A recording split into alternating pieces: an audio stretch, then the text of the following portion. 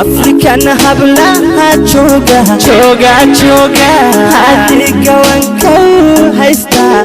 magaga iyo quruxda inamadi hargeysa Maryana xasanimada qaarkeed xumaan bay ku gelisaa iyo inaad xagtii alle xisaab dhigi ka gudubtaa xaq dad bay ku gelisaa xasilooni badan ma leh iyo inaad xurmaysaa qof xumaanta kula neceb dadku waa xigtiyo ehel erbeegti kaa mudan hawlayda dumare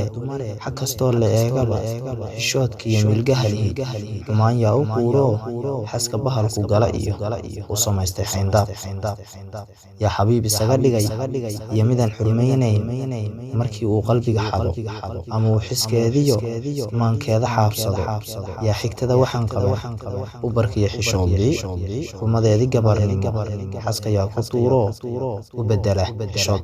u bedela xayaadara xamdikii xumeeye xagga sare la aadee xabiibi waan ku jecelahay ama waan xanuunsan xilligan ku waayab qalbigeeda ku xardhee ku xasiliyay laabtee balse shan u xaraysto xishoodkiyo wanaagii garanayn xurmada dumar ayuu xamdi u loogo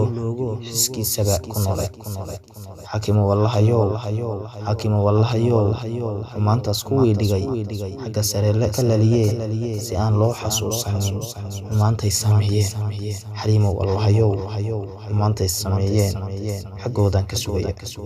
xaliimo wallahayow xaggoodan ka sugaya xumaantay sameeyeen. السلام عليكم ورحمة الله وبركاته.